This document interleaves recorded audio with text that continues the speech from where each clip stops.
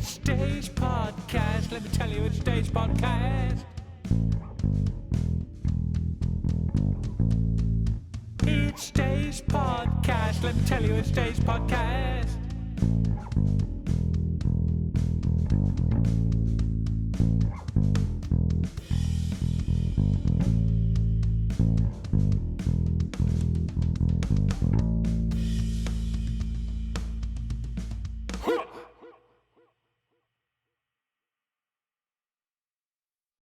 Dave's podcast, episode 12, Knocking on Doors, Hurricanes, Floods, and Amy's born.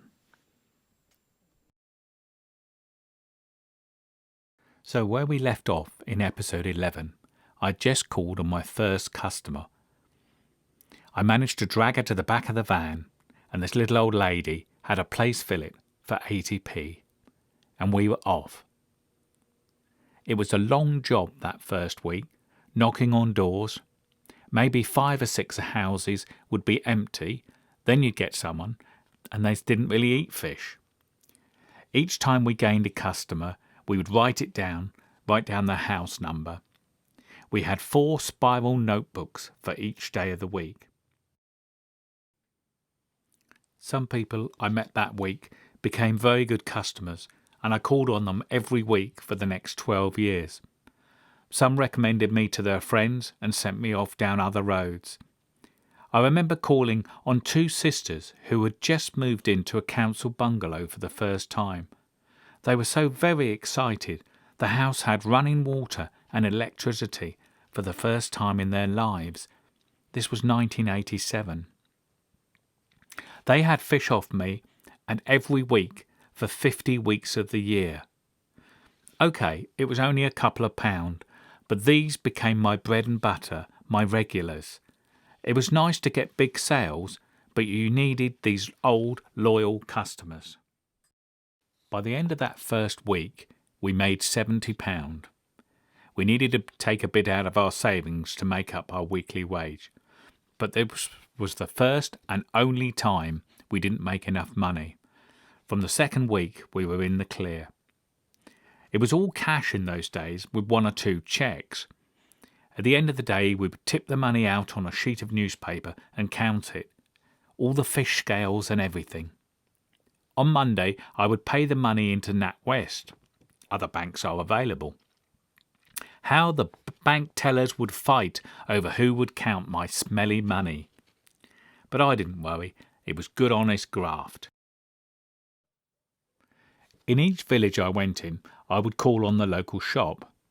I found these a good point of contact. Often someone in the shop would buy fish, and they would pass on messages regarding new customers or messages from customers who were out or wanted particular orders. Obviously still no mobile phones at this point. After a few weeks, people would leave call boxes out and notes in there with their fish order. Some left money, and some would set up a tab until I caught up with them again. I can honestly say in all the time I ran my business, I was never owed any money. Some people I didn't see for months at a time. The beauty of running your own mobile business is that you can choose who to call on.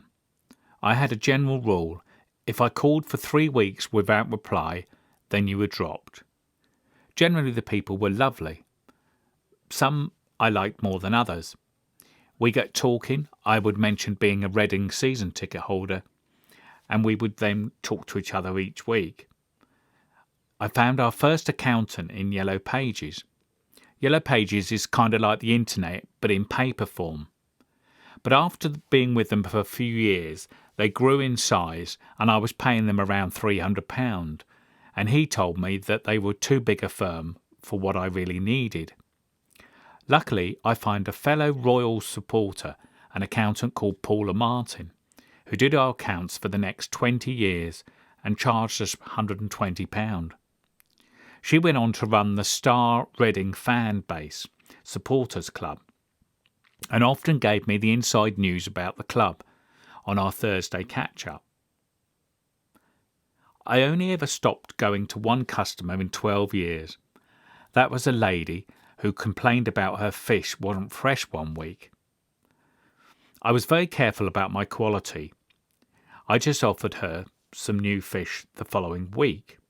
But then she tried the same thing again the next week, so she was off the list. After a few months, my route settled down, and people knew I would be at a certain place at a certain time. I started doing old people's homes and sheltered housing. If I arrived there at a regular time, they would be standing outside. Sometimes a lady would take it on herself to take orders for a few people. Again, the orders were small, £1 a time. But if I was there about 10-20 minutes, I could serve 20 or 30 customers. I remember going to a small sheltered housing unit in Theale. A lady came out and took umbrage against me because her grandson was a fishmonger in the next town. It was a bit ridiculous. I was no threat to him. It made no sense.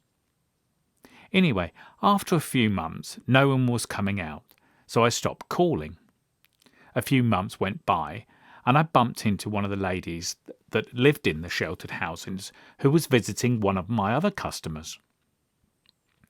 She said she had it on good authority that I had been done for drink driving, and that's why I had stopped coming. Clearly, this was a total fabrication from this lady.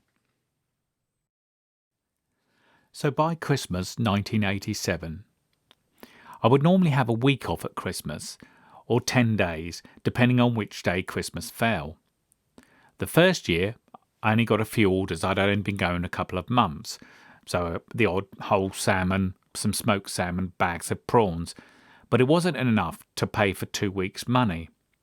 So in the last few days of the Christmas break, we were living on stock that was left. This meant whole kippers for dinner.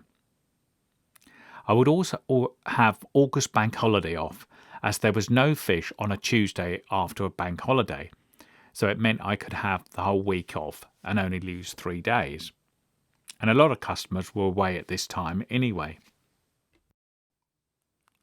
The main thing about calling weekly is consistency and reliability.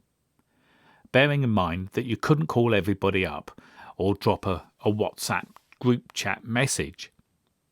In the 12 years of being a mobile fishmonger, I missed 3 days. 1, my grand's funeral. 2, a broken starter motor. And 3, the birth of another baby, Amy. Missing day 1, my grand's funeral. I was never going to miss that. But luckily, I had a few weeks so that I could warn customers that I wouldn't be round the following week. A quick Nan story. During the war, my mum came home from school and had a lovely tea of stew. Now bear in mind, times were hard. It was rationing. They were in the middle of a war. But Mum was told her pet rabbit had escaped, and it was never seen again. They lived in Clapham Junction in London. At the beginning of the war, all the children were sent away to the countryside and became evacuees. My mum was sent off, but after a week, my Nan missed her so much she went back and got her. She spent the whole war, right through the Blitz in London. She recently told me a detailed story of how the house next door was bombed. She made a comment about the refugees in Ukraine suffering shock. She said, "Well, I don't know what the fuss is about. It never affected me." And then I pointed out that she had just told me in vivid detail a story that was now well over 70 years old. Missing day 2. Starter motor failure, towed home. We were never far away from disaster, the van breaking down or an injury to me. We had no sick pay or insurance, as most insurances didn't kick in for 6 weeks, and by then we would be finished. My Honda Active van, the first van I had twin-cylinder engines over the back wheels, which meant everything, the frame and all the stainless steel trays and fittings had to be removed before working on the engine. With all vans, I had a door that lifted up at the back. This was a really good thing because it provided shelter from the rain, and it was always good to get a customer to the back of the van to see anything new. Oh yes, that reminds me, I'll have a kipper and a crab, that kind of thing. But Honda back doors were just under 6 foot from the ground, and they curved. I spent most of the time holding it and warning customers to duck down before getting under. I remember one customer was a bit quick coming to the back of the van, and I took my eye off the ball. Crack! He seemed unfazed and carried on with his order, but I could see blood trickling down his forehead. I kept calm and ignored it. The next week he didn't mention it, and the stitches seemed to be healing quite well. Now, I need to point out at this time, I've done these in chronological order, not in order of importance. But even after I'd missed the day when Amy was born, I returned to work the following week. And I remember one bloke was saying, "Oh, you decided to turn up then this week?" To which I replied, "Yes, strangely, my wife didn't have a baby this week." Amy was an amazing surprise. I remember being told when Debbie was expecting. She came down on a Saturday afternoon. England rugby team were playing Wales in the Six Nations. Debbie said to me, "What would you say to another baby?" I said, "Oh, well, that's a lovely suggestion, but I really wanted to watch this match." To which she replied, "Oh, don't you worry, your job's already been done." Amy was born early on a Friday morning, the 21st of October. Actually Debbie's birthday, although Amy prevented us from mentioning this for the first 20 years of her life. Again, Debbie's labour was an inconvenience. Remember Millie arriving just as the FA Cup was kicking off? Well, I had been down the market on Thursday morning. As it turned out, this was the busiest day of the week. I arrived back for breakfast and Debbie informed me that she was in labour. "Well, I'm sorry, I've just spent £280 on fresh fish." So it was decided that I would start the day and phone home at every phone box I got to. Luckily, I had a really busy day. At every phone box, I would run in, call Deb. "OK, Deb, how are you doing?" "Fine, fine, carry on, carry on." I kept going till around 3 o'clock. And then she said, "Yes, you better come now." As I had to clean and pack away the leftover fish in the van, I also needed a good shower. No one wants someone stinking of fish in the hospital. I also needed a suitable shirt, maybe not white this time. So Amy was born just after 8 o'clock on a Friday morning. I was really tired. I had been up for 24 hours. I know I hadn't done all the panting and screaming stuff, but I was still very glad to get home to bed. So, back to Tuesday, I was back to work. No maternity leave for me. The first van wasn't very well insulated. We collected ice from the market and filled up a cool box. Every half hour or so, I would throw a bit more ice on the fish. This was fine as long as the fish was stored on ice. It was little point having a chilled van because opening the back door every few minutes would render this a bit pointless. But 30 years ago, we had proper weather seasons. We would have frosty days from November. I loved working in those days, crisp cold days, but with no wind. The ice would sit there all day. I had a good pair of thermals and a flat cap.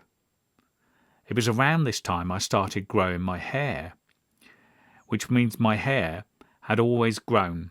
It had always grown, but I didn't cut it for a few years. Eventually, I would wear a baseball cap with a 6-inch ponytail. Difficult to believe now, I suppose. Photos are available, and I may well dig some up to put them on the video on the YouTube version of this podcast.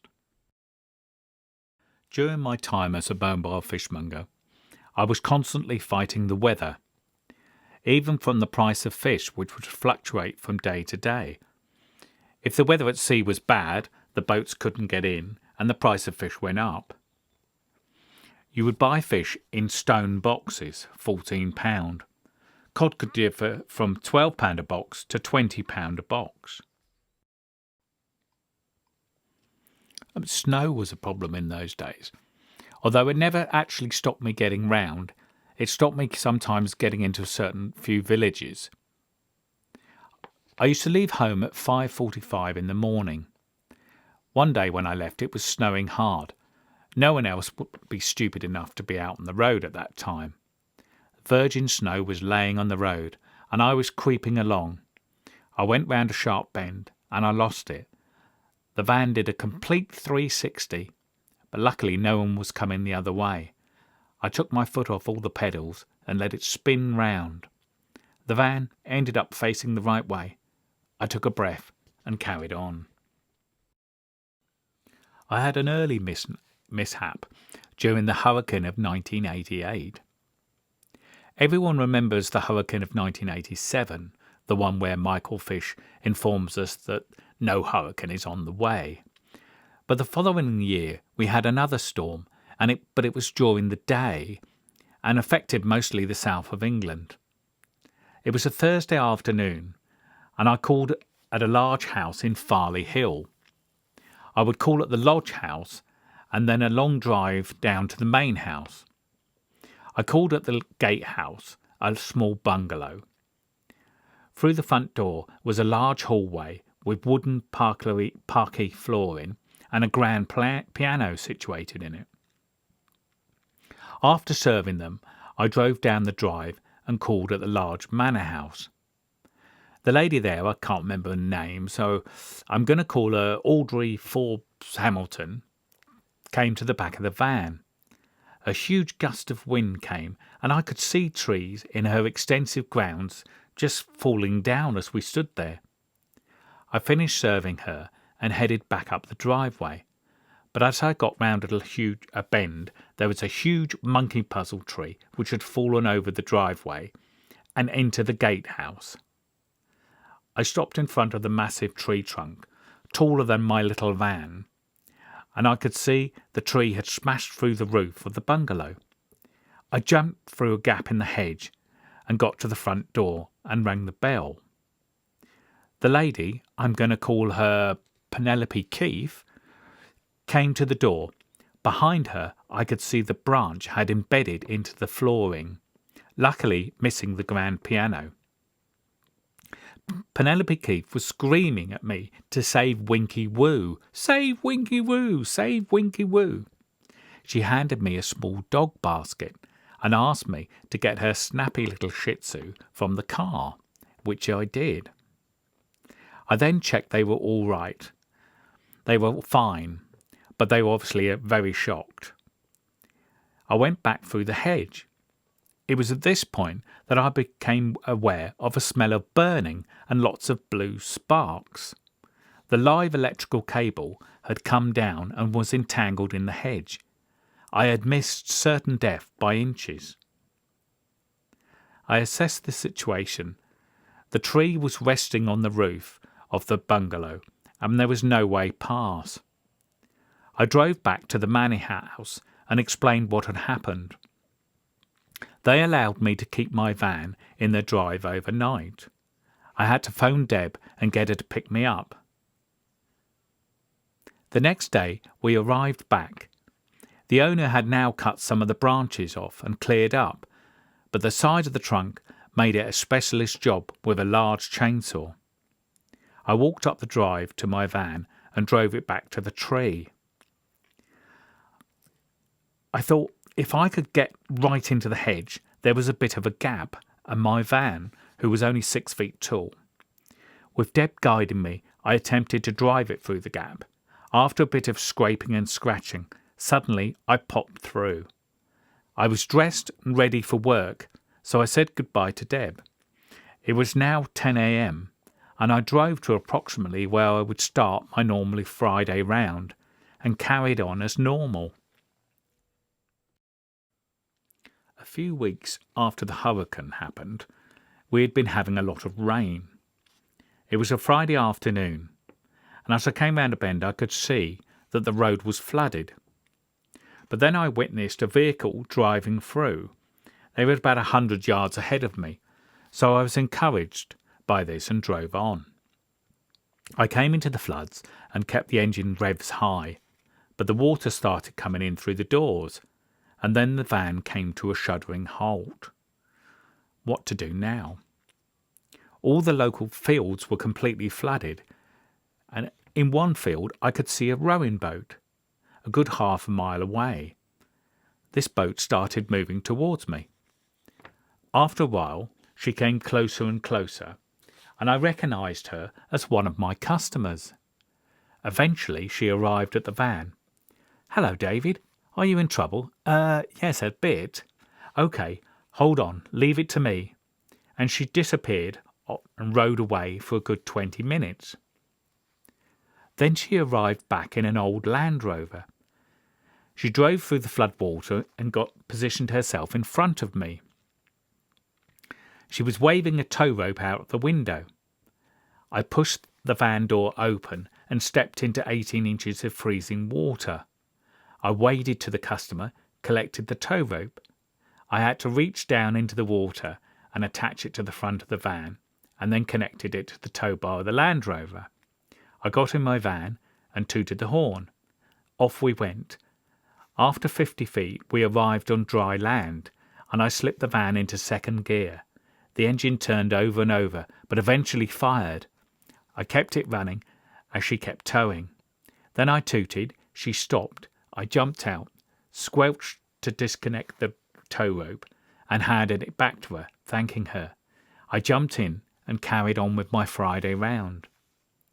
I was happy to have salvaged my Friday, having lost Thursday afternoon to a hurricane a few weeks earlier.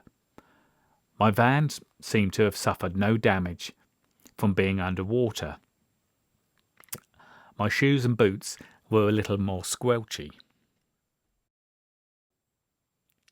More fishy stories in the next episode.